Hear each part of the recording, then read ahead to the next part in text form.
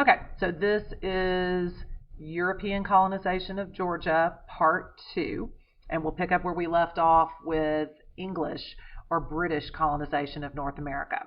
So, as I told you in part one, King Henry VIII is kind of the father of English exploration of North America, even though he personally did not fund or charter any colonies in the New World. His kids are the ones that did. So the ones that we've already talked about, top left, that's Queen Mary the First. She's the one whose husband, Prince Philip of Spain, ended up sending Hernando de Soto to explore what is today Georgia. You may not realize it, but you've heard of her before. Queen Mary the First is the one who's referred to as Bloody Mary. And the reason she's called Bloody Mary, as you might remember from part one, remember her father got rid of the Catholic Church in England and changed it to a Protestant church, the Church of England. Well, Mary and her mom, Catherine of Aragon, never converted to being Protestants. They always remained Catholics. So when she took over, after her brother, Prince Edward, died, when she took over as Queen of England, she switched England back to being a Catholic country, and she executed anyone who refused to go back to being a Catholic.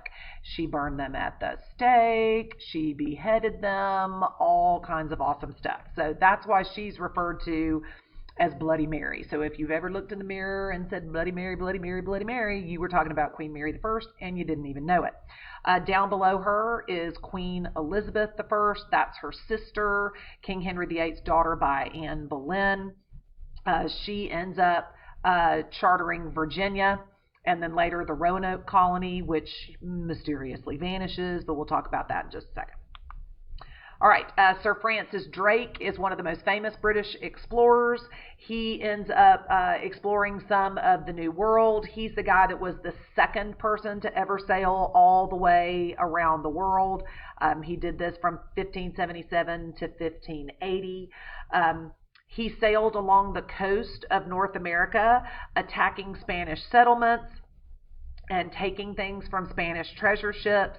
This is what leads England to go to war with Spain and the showdown between the British and the Spanish Armada. And he was the one who helped the British defeat the Spanish Armada, which was considered to be this unsinkable, unbeatable fleet of Spanish ships. And then this handsome devil with the pointy beard is Sir Walter Raleigh. He was an explorer. He was also a former privateer. And if you don't know what a privateer is, being a privateer is kind of like being a pirate, but it's legal. You are a pirate for a country that is sponsoring you. And so you're basically attacking ships at sea and taking their stuff, but you're taking it for the country that you work for. So it's sort of like being a legal pirate. He was a privateer for England. He was a favorite of Queen Elizabeth I. He sent a fleet of ships to America, and they colonized a large part of the coast, which they named Virginia. He also helped to set up the Roanoke colony, which failed. It was started between 1585 and 1587, and all of the inhabitants of this colony disappeared, and it became known as the Lost Colony. To this day, y'all, this is one of the mysteries of history because nobody really knows what happened to the Roanoke colony.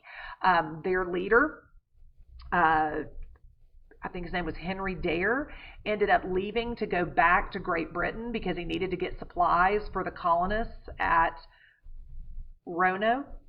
And when he got there, England was at war with Spain, and so they wouldn't let him leave because they wanted to use his ship to fight in the war. So when the war was over, he came back 3 years later, and the entire colony was gone. There were no people, there were no bodies, there was no nothing to indicate what had happened to them, except on a tree, someone had carved the word Croatoan. And there was an Indian tribe that lived nearby called the Croatoans, but there's never been any definitive proof to prove that either the colonists were attacked and killed by the Croatoans, or did the colonists go off and live with the Croatoans because they couldn't live in the Roanoke colony anymore. Nobody really knows. So if you're fascinated in that kind of about that kind of stuff like I am, there is a link down in the bottom of this window. And by the way, this is the study presentation for Unit 2 that's on the Unit 2 resource page, or the study presentation for Notes 2, I should say. So you can get to this link and you can go to How Stuff Works and learn all about the mystery of the Roanoke colony. Jamestown was the first permanent, successful English colony in the New World. It was started in 1607. It was named after King James I. They had some serious issues when it was first colonized. They got there at a bad time of year when the weather in that area was not right for them to plant crops. The colony was located too close to a swamp, and so a lot of the colonists ended up getting sick, getting malaria. That winter, which later they referred to as the starving time because they didn't have enough food saved up, killed many of the colonists and even forced some of them to turn to cannibalism in order to survive. Ooh, gross. So out of the 104 that made it to Jamestown in 1607, by 1608, only 38 of them were still alive. But the colony ends up being a success, and this was mainly because of tobacco. Tobacco grew well in that region, and tobacco was becoming a huge cash crop all over Europe, especially in Spain. And so once Jamestown proved that it could grow tobacco and grow tobacco successfully, then England ended up sending more money and more resources. More people eventually started coming to Jamestown. Unfortunately, those people also brought slaves and indentured servants with them.